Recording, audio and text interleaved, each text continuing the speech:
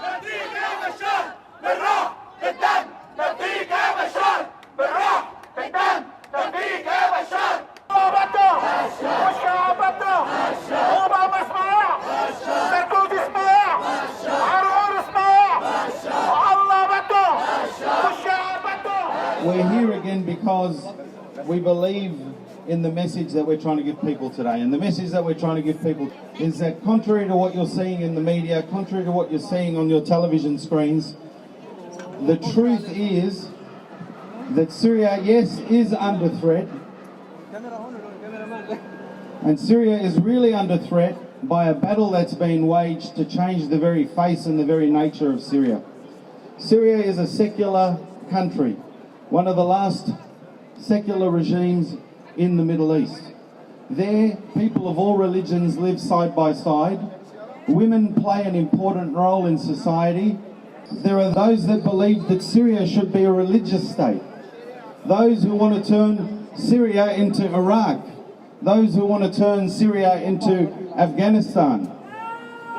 Those who attack soldiers, and they've killed hundreds of them, and pretend that they're peaceful demonstrators demonstrating for human rights. What do they know about human rights? What do they want to do with the women of Syria?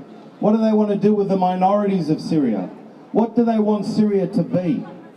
Far from this Walt Disney style democracy picture that the media is trying to sell us. When it comes to what we're hearing on our TV screens here in Australia, it reflects in no way the truth as to what's actually happening in Syria. This has been going on now for 6 months and it'll probably go on for quite a few more. But you'll see one thing, Syria's been able to hold together very well. And why? Because the people have supported their government, contrary to what the media is telling us. The vast majority of people in Syria have supported their government. The army is united and it's strong. It's not splitting along any sort of sectarian lines.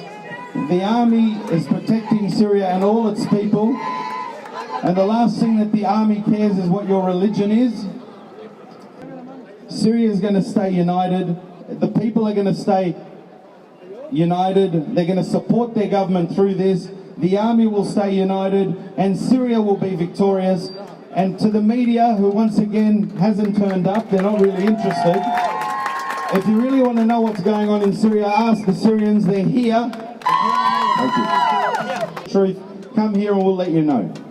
Thank you. Thank you.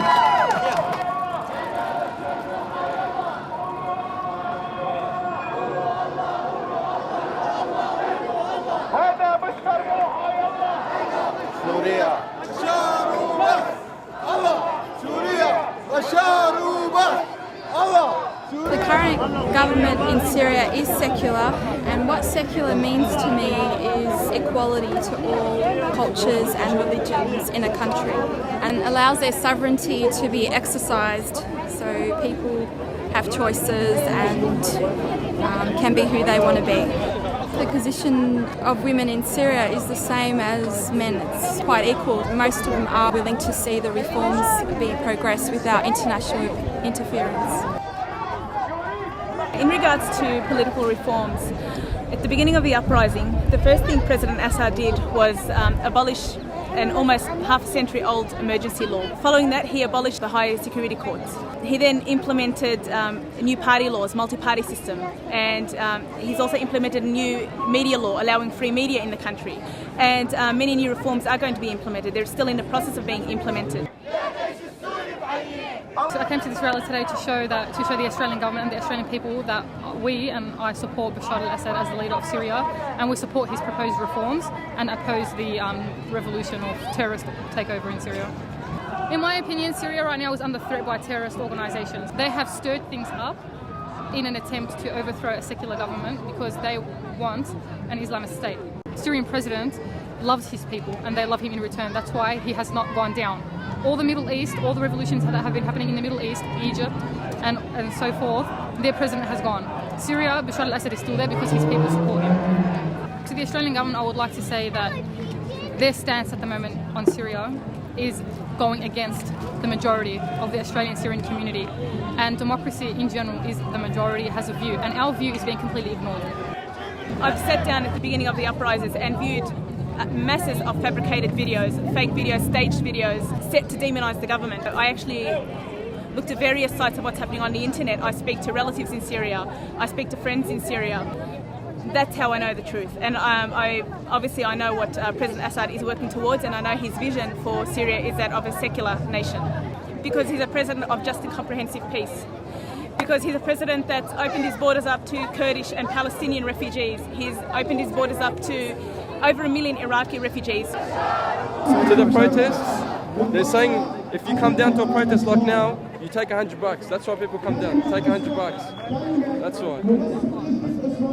If you keep watching the news, if you keep watching Al Jazeera, you're never going to get the truth. What are you going to hear? Oh, millions of protests, millions. What millions, man? Egypt was honest protest. Look, it took 1 week, 2 weeks, he's gone. If it was honest in Syria, he would have gone by now. It's been 7 months. Look, he's still standing strong. The first thing I'd like to tell the Australian government is that Australians' interests aren't necessarily the interests of the United States. It's not in Australia's interest to take sides in a conflict that the government barely understands based on the statements of our foreign minister. It's far from reality that you can have this protests hitting the street and then all of a sudden the guy will resign, then all of a sudden there'll be this new rosy government that is beautiful and democratic and reflective of Norway. It's far from the Middle East reality. If anything, it's the secular government of Syria is stopping a potentially awful scenario from occurring in Syria and the region as a whole when it comes to the sectarianism that could emerge and the rise in fundamentalism, which is evident in many other countries of the region and has so far Syria has resisted. I think a very high probability, almost definitely probable, that if the current government was to go, what would replace it would be a sectarian conflict. What would replace it would be fundamentalists working along the same lines that they are in Iraq or Afghanistan, some sort of insurgency that, as you know, has been backed up by al-Qaeda. You know, al-Qaeda has openly supported the revolt that's occurring in Syria. It's good to see that America and al-Qaeda are on the same wavelength when it comes to this.